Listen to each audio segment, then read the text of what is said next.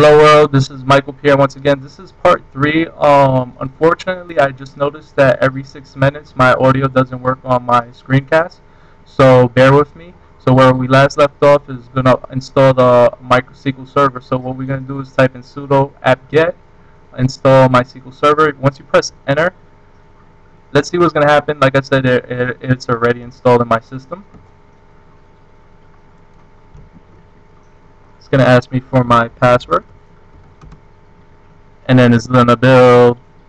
And as you can see, it says it's already the newest version, which, it's installed. So what can I do? However, it's going to ask you, it's going to state that, okay, this program is about 10 megabytes long. I was wondering if I could get a graphical representation of this. So let me go online and see if I can pull it up. Okay, I can't find a picture. However, I'm just gonna type it. So as I type, just understand. I'm just gonna use the terminal to type it. So it's gonna ask you if you really want to install it. It's gonna be probably 10 megabytes. Then you press yes. Once you press yes, then it's gonna install. And then once installed, it's gonna give you the option to set a password. If you don't set the password, then it would automatically not have the password, which is not secured, and then by default the username will be root, which is spelled like that, and then you would just set the password if you're gonna run this as a real server. But I recommend that you guys do a test server before you do a actual server. Set the password strong, Okay, so once it's installed, what we're going to do now is that we're gonna have to restart the Apache service. So what we're gonna do is initiate Apache to restart, and then we're gonna press enter, and it's restarting Apache. This is beautiful. You have to love it. Okay, now we're going to enter the MySQL server, and then we're going to add some tables in there and some data. Okay? Okay, so now we're going to simply just clear the screen. You guys know how to clear the screen. You just clear. You gotta excuse me. Clear. And it's cleared, obviously. Okay, now this is the most interesting part. In order to log in and remember this, because if you don't remember this, then you will have difficulty trying to log on to MySQL. So what you're going to do is you're going to type in MySQL, dash u, your username, which is root. You can always change your username, and then you type in, and then you press enter, and then it's going to ask you for your password. So your password is whatever your password is. Then there you go. You're inside of your MySQL server, and you see this line. It's telling you to type in your command. That's what it is. So what we're gonna do is we're gonna create a database. How cool is that? Okay. I mean, there's a graphical program. It's called PHP MyAdmin. It's always used. But I think it's pretty cool to learn it from terminal, because there's it's just the skill. You're building a skill. So okay, let me just show you what PHP MyAdmin. And as I show you what it's all about, I'm gonna explain. So you go to phpMyAdmin.net.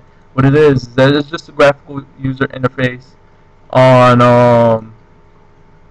inputting data into your MySQL database to make your life easier as well as mine.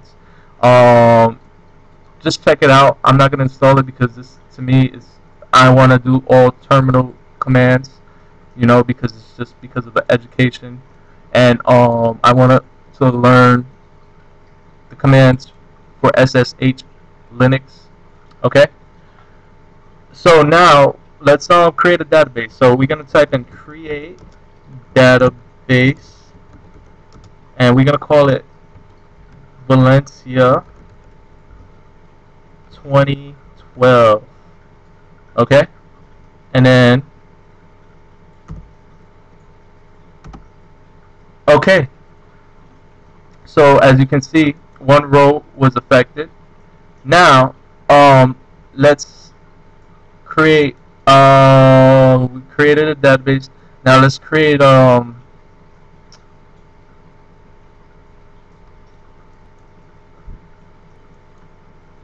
Let's use the use command.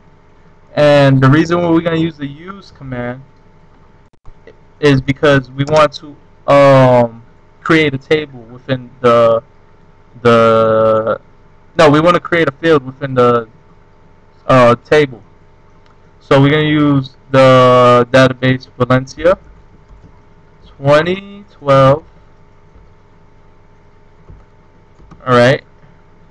Now, since the database changed to Valencia 2012, what we're going to do is we're going to create a table within the database. And so we're going to type in create. And remember, everything's case sensitive, so you need to type in create database or create table or use. These are all privileges, by the way. They're considered privileges in the MySQL library. So just keep that in mind. So we're going to do create table, and then we're going to call it student, and then we're going to give it an ID of an int. By the way, ID is just identification. You could call it anything you want, you know. We're going to give it int. We're going to put name as a varchar. And we're going to set it to 255, which 255 is the max value for varchar. And then we're going to close. And then we're going to press enter. Hopefully I didn't do anything wrong. Okay, so one row was affected. Perfect. Now, I'm going to show you how to show the tables that was created. So you type in show tables. Okay, over here, it's showing the tables in Valencia 2012, and you can see a student was the varchar field that we created, and one row was set. Okay. Now the fun part. Well, technically, what we're going to do now, and I'm surprised I'm going over 6 minutes of volume time, is we're going to insert a value within our field within the table. So what we're going to do is we're going to type in insert into Valencia. Remember, everything's case sensitive. And then we type in values. Did I spell it right? Yes, I did. And then remember, we have ID, so the ID will be 1, comma.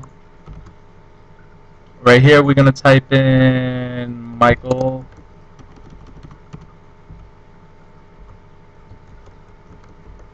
P. Alright.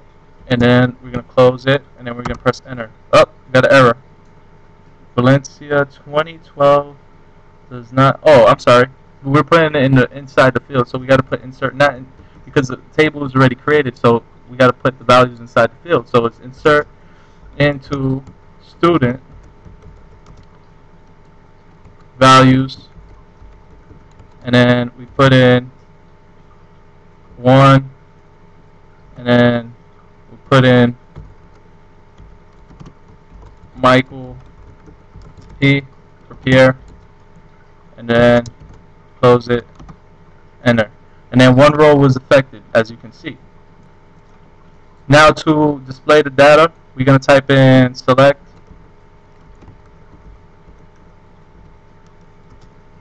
from student, nope, Valencia,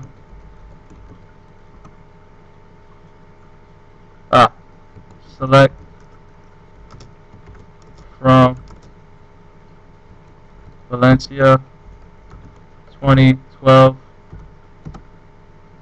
Alright, I'm running out of time. Meet me in part 3 to get this understood. Thank you.